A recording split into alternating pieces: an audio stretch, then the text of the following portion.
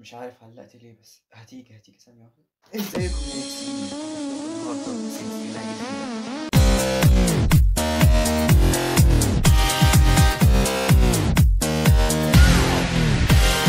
السلسلة دي هتبقى اسمها سلسلة الفيلسوف، والسلسلة دي هتبقى معاشة مع القناة فترة كبيرة مننا، بقينا زدنا دلوقتي وعددنا زاد بسبب فيديوهاتي. الحمد لله، بفضل ربنا وبفضلكم وانتوا يعني. انا لولاكم مكنتش هقدر اكمل في الموضوع ده، مش هقدر اكمل فيديوهات والكلام ده. كنت هكمل اصلا، مش فارق معايا بصراحة. ما علينا.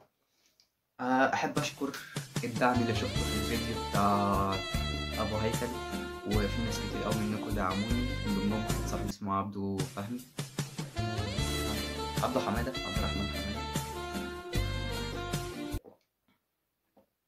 النهارده بقى هنتكلم عن حاجتين، هما الذكاء الغبي والفلسفه العبيطه. وطبعا واحد منكم هيبقى راسه مربعه وعينيه محوله ويديه الاتنين شمال ومشجع برشلونه، معتقد ان بكده في العالم، يجي يقول لك ايه الذكاء الغبي ده، وايه الدنيا ليها فلسفه العبيطه، وانت مسمي نفسك الفيلسوف وحاطط في العنوان الفلسوف. احب اقول لك يا صاحبي، انا مش هتنمر على الذكاء، مش بقول على فلسفه غبيه، بقول على الناس اللي بتستدرس الغبي. الله عليا، انا كنت المفروض ابقى وزير اعلام من زمان والله العظيم. يعني زمان كان ليه العلماء بقوا علماء؟ هقول لك ليه يا حبيبي. لما كان مثلا واحد عايز يعرف كوبايه النسكافيه دي بتتعمل من ايه، كان لازم يدور ويسافر بلاد ويجي ويروح يطلع عين اهله، يروح تركيا، المانيا، فرنسا، امريكا، سويد، مصر. ما علينا، حطوها في القائمه برضك، او ممكن تشيلوها وتحطوا فرنسا مثلا، عشان بس يعرف مكون. دايما هتلاحظ ان الشخص الذكي بيفكر نفسه ذكي عشان هو بياخد قرارات بدون ما يراجع نفسه، عشان هو فاكر نفسه ذكي، فالاي كيو بتاع الذكاء عالي، وهو دايما ما بيراجعش قراراته في اي قرار بياخده، واي قرار بياخده هو بيكون متذكر منه 100%، عكس الشخص اللي هو فاكر نفسه غبي. اما الشخص اللي فاكر نفسه غبي فهو بياخد قراراته وبيراجعها 1000 مره قبل ما يجي يطلعها، عشان ايه؟ ما يبقاش نفسه غبي قوي، عشان هو هيكون بيراجع نفسه، هيكون متردد من ان هو اذكى شخص وهو اغبى شخص، فهو يكون متردد مليون في المية من الشخص الذكي. فدول هذه اللفة لحد ان اينشتاين ذات نفسه طلع وقال الجملة دي بنفسه، واحمد زويل برضه.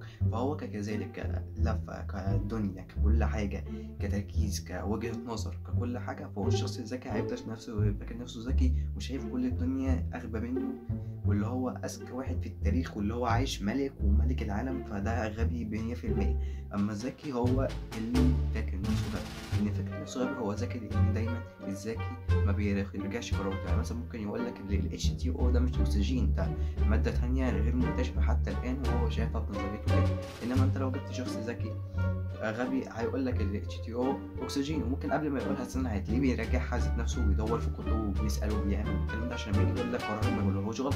فده بالتالي اللي هيحصل مع الشخص الغبي. أما الشخص الذكي هيقول لك لا، ده مش أكسجين، ده نظرية تانية أنا بخترعها وبدور عليها وبكتب عليها وبحث عنها وكل حاجة. فبالتالي الشخص الغبي هو ذكي، والشخص الذكي هو غبي، وهتفهموا ليه. ودي نظريتي للدنيا. والذكاء مش اللي انت تقول على نفسك ذكي وانت ذكي حاجه، الذكاء اللي انت تبص لكل حاجه من منظور مختلف، يعني انت تبص الحاجه دي مش حاجه واحده، منظور مختلف. وده جت منه الفلسفه، لان انت مثلا لما تيجي تبص للدنيا بتلاقي واحد يقول لك الدنيا شبه القطر، واحد تاني يقول لك الدنيا شبه الطاحونه، واحد تاني يقول لك الدنيا شبه السيجاره، واحد تاني يقول لك الدنيا شبه راسي، والدنيا شبه مش عارف ايه، والدنيا. فدي الفلسفه جت من هنا بنظريه الفلسفه. نظريه الفلسفه كان اسسها علماء، والعلماء لما جم اسسوها جولنا احنا وافتكرنا اغبياء في اللي اسسناها، فلما جت اسست هي الحكومه فاحنا مش فاهمين حاجه. انا بتكلم كلام وربنا لو قلت له عيده تاني وربنا ما اعرف اعيده، لان انا رص حافظها بالعافيه. عشان يا عزيزي المشاهد، عزيزي المستمع، ان الشخص الغبي مثلك لا فهم ذاك وهذا هو عزيزي المشاهد، عزيزي المستمع. فبيقول لك ايه؟ ان طول ما انت فاكر نفسك ذكي انت غبي اصلا، ان انت فاكر نفسك ذكي، لان الذكاء هو تفتكر نفسك غبي. فانت ما تفتكرش نفسك ذكي عشان تفكر نفسك ذكي، لا، انت غبي واغبى من الغباء واغبى من الدنيا الغباء، انت اغبى من الغباء، فهذا هو الغباء. وتلاقيني ما حطيتلكش صوره اينشتاين وصوره احمد زويل، اللي انا مش هحطهم اصلا، دول ناس عبقرة، ما ينفعش احطهم على القائمه، لان انا قررت هنا للغبياء بس ولا مكان للاذكياء.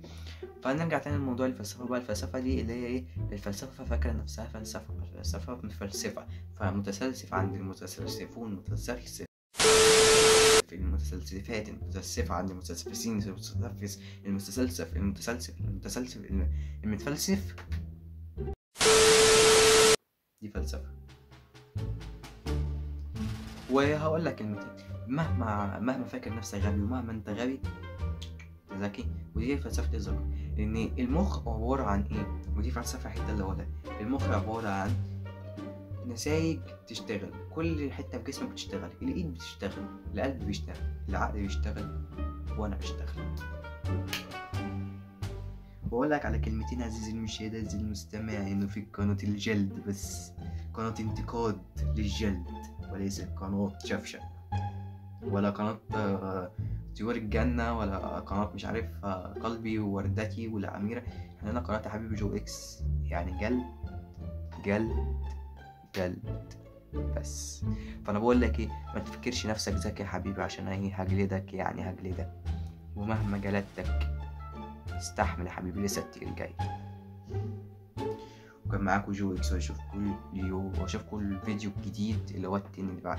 هو في فيديو هيجي بعد الفيديو الجديد بقى، سوف يكون رائع عزيزي المشاهد، عزيزي المستمع، لأن الحلقة سوف تكون من اختياركم.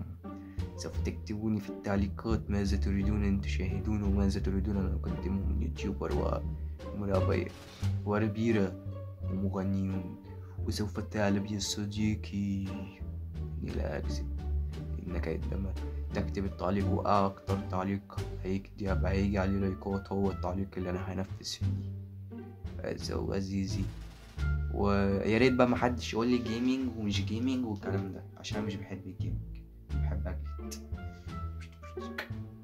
يلا متنسوش بقى تعملوا لايك، سبسكرايب، شير، منبير، شوبير. انا خايف شوبير يشتكي عليا والله العظيم. لايك، سبسكرايب، ادعموا شغل القناه، لايك تاني، اشوفكم الفيديو الجاي.